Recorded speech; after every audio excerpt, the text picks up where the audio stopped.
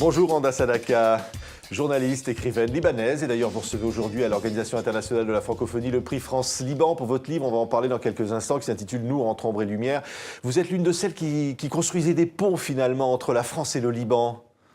Je trouve que la France au Liban, c'est la chose la plus belle, la plus réussie, cette expression de la francophonie, des valeurs françaises qui sont présentes au Liban et adaptées évidemment aux couleurs locales.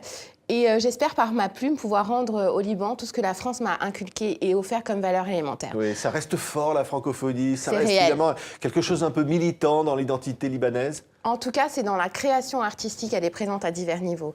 Au niveau du théâtre, au niveau du cinéma. Vous allez vous rendre à des expositions, tout le monde parle français, c'est une langue présente et vivante. Oui, vivante et aussi qui exprime des valeurs. On défend quelque chose en parlant français au Liban? Écoutez, je crois qu'on défend un modèle d'idéal sociétal, une certaine liberté d'expression, une certaine égalité, une certaine fraternité. Et comme nous sommes une société vraiment différente et multiple, alors ça a un écho puissant. Oui, je le disais, vous faites passer un peu ce pont culturel entre les deux pays à travers ce livre. Votre héroïne, elle s'appelle Nour, elle est avocate et elle va finalement se retrouver prise entre deux cultures, entre l'Orient et l'Occident, on pourrait dire d'une certaine façon. Et alors moi, j'ai une question à poser un peu à tous ces binationaux, et on est nombreux, entre les sociétés européennes, occidentales, qui privilégient le bien-être de l'individu, notre bien-être, et les sociétés orientalistes qui privilégient l'intérêt communautaire. Où est-ce qu'on peut se situer, nous? Oui. Et donc Nour, justement, ça veut dire explore. que le Liban peut faire la synthèse entre les deux, c'est ça que vous dites? En tout cas, le Liban est schizophrène, c'est certain. Oui, pourquoi le Liban est schizophrène? Parce qu'on essaie de composer, sa diaspora est très importante, et nous sommes des jeunes, donc nous rentrons, nous installons au Liban, et nous avons du mal parfois parce que, si vous voulez, c'est une société étouffante et extraordinaire.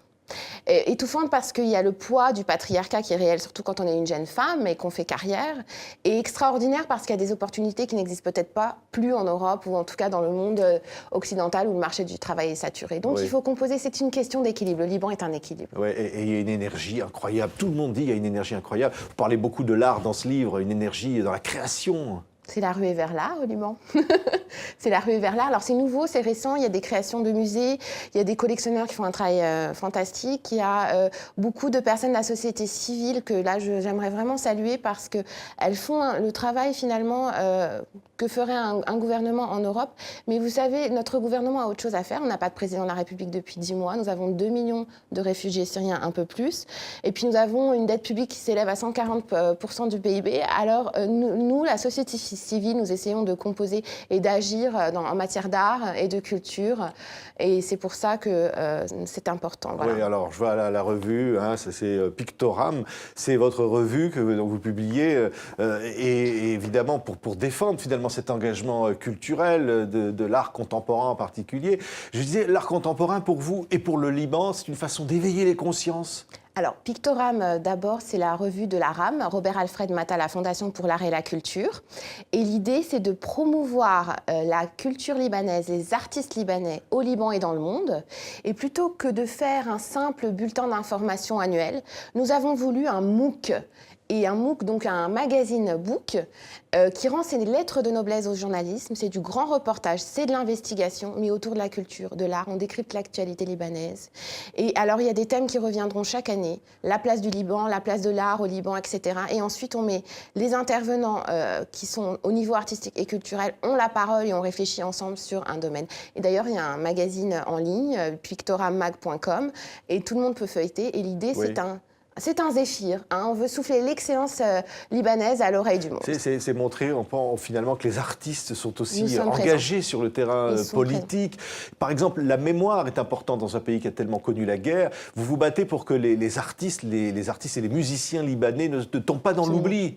Alors, au Centre du patrimoine musical libanais, qui est un centre qui se loge au Collège Notre-Dame de Jamour chez les Jésuites, nous collectons des archives, nous les valorisons et nous organisons différents événements ponctuels au cours de l'année. Ce sont des archives qui ont pu être détruites pendant la guerre? C'est des archives qui ont été éparpillées, qu'on ramasse, qu'on collecte auprès de tous les artistes, de leurs agents, des compositeurs, qu'on loge dans des boîtes aux normes de l'IMEC, donc les archives européennes. Et l'idée, c'est de permettre d'un accès. Vous pouvez venir visiter, vous êtes doctorant, vous êtes de passage, vous avez envie de consulter nos archives. Et puis nous, au cours de l'année, on fait différents événements culturels au Liban pour que le public se familiarise, se sensibilise à cette composition libanaise. C'est une forme de façon de dire l'histoire doit nous appartenir, il faut s'approprier cette histoire à travers la culture. Oui, en tout cas, c'est un travail de mémoire qui est inhérent au travail culturel. Oui, l'action des artistes. On a vu des images ces derniers temps sur tous les écrans. On a vu à Mossoul, finalement, des statues détruites par l'État islamique. On a vu les attentats à Tunis contre le musée du Bardo. Il y a aujourd'hui, évidemment, une interrogation sur la place de la culture dans le monde arabe. La culture, c'est la vie. Donc, il faut continuer à défendre de manière engagée, de manière totalement dénuée de violence. Et notre arme, c'est la plume, c'est le beau. Et on défend cette idée avec une réelle présence à tous les niveaux sur la scène libanaise. Et c'est essentiel, c'est un poumon, c'est une bouffée, une soupape d'oxygène. Vraiment, c'est très important. Oui, il y a eu des destructions en matière de culture au Liban à travers les conflits différents. Alors moi, j'ai vécu en France toute ma vie. Ça fait seulement 4 ans que je suis au Liban. Donc je suis, je crois, un modèle d'intégration un peu particulier.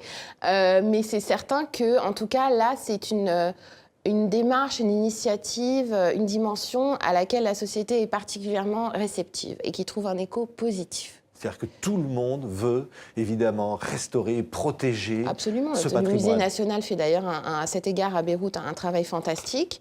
Et il y a une demande du public. La Nuit des musées, par exemple, a été exportée et avec un accès fantastique. Et ça va être réitéré par le ministère. Et la fête de la musique aussi, bientôt, on en reparlera.